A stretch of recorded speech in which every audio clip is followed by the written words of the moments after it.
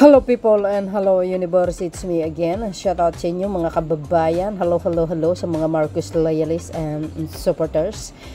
So, mayroon tayong updates news guys. This is good news for everybody naman talaga. Anong sinabi? Panukalang wage hike sa NCR, posibleng desisyonan na. Wow! So, sobrang maiksi ito guys, no? Pero kailangan ko i-update sa inyo. Dumaan lang ito sa wall ko, pero kailangan. Actually, 5 days ago, di ba? So, ibig sabihin, June 20 ito. Correct me if I'm wrong, ano? So, dahil dito mga besa, basahin ko. Sabi ng Obrero Filipino. Basahin ko Yan, sabi ni Obrero Filipino, okay? Ang sinabi dito guys ay sisimula na bukas regional wage ang productivity board ang public hearing para sa panukalang dagdag sweldo sa mga manggagawa ng national region, which is ang NCR. Wow, kasama ba kayo dyan mga beswa? Ayon kay Secretary Benvenido Laguesma ng Department of Labor and Employment, which is ang DOLE, mayroon isang buwan para maglabas ng desisyon ang tripartite board matapos ang kanilang pagdinig. Ay wow, ito guys minsan hinanaing ng mga empleyado kailangan taasan ng sahod. Nako, laging taasan ng sahod. Pero ang problema guys, paano naman yung kumpanya nyo? Malulugi kung laging taas-taas yung sahod, di ba? Lalo na ngayon, nasa global crisis tayo. Ika nga, hindi lang sa Pilipinas, mataas ang bilihin, but worldwide mga kababayan. So, hindi naman tayo pwedeng bumalik sa 1960s or 70s. Mura ang mga bilihin doon. Kaya nga sabi ng Pangulo, nasa climate change tayo sa pagbabago ng panahon. Agay! Sana mag-gets nyo kung anong ibig sabihin mga beswa.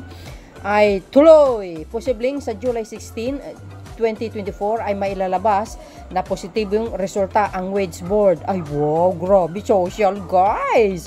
Sa ngayon nasa 610 ang daily minimum wage sa NCR at may mga panukalang itaas ito ng 800. Wow, social. Mga beswa, anong kapalagayan nyo? Hindi kayo mapalagayan, no? Excited kayo, no? Ipag-pray nyo, guys, ha? Ipag-pray. Kaysa naman na kukontra kayo, ha? Uunahan ko na yung mga kumukontra.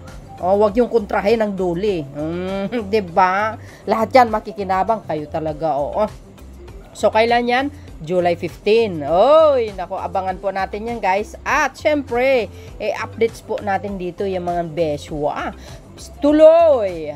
Pero sabi ni Laguesma, may iba pang paraan para itaas ang sweldo ng mga empleyado tulad ng collective bargainings sa pagitan ng labor union at mga kumpanya. Ay, grabe mga bes. Anong kapalagayan nyo? Hindi kayo mapalagay, ano? Excited?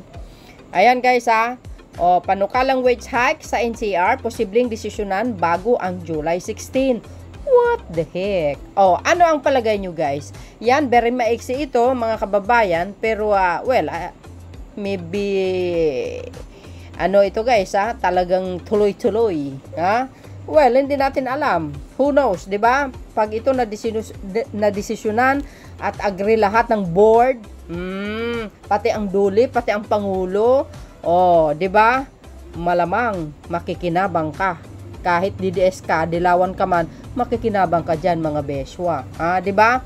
Sabi nga ng iba, kung panay taas-taas ang sweldo, tumaas man ang sweldo nung tumaas, tapos yung kumpanya na pinagtatrabahoan mo, walang pumapasok na income, patay, lugi kayo diyan, guys.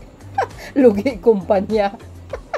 Ibig ko sabihin, mataas ang sahod nyo, pero yung kumpanya na pinagtatrabahoan nyo, walang pumapasok na income, ng mga pera, lugi.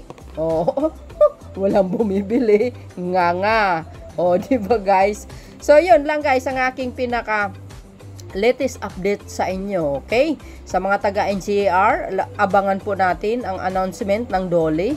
Pag ito nangyari, talagang malaking tulong ito sa ating mga kababayan. Okay? So yun guys, ano ang palagay nyo dito? Agree ba kayo? Siyempre, agree kayo. Ang laging kumukontra, yung mga utang magawa sa buhay. Oh, see? Thank you guys for watching. See you again on my next upload video. Bye, bye, bye. And baboos. God bless Philippines. O, diba? Chochal.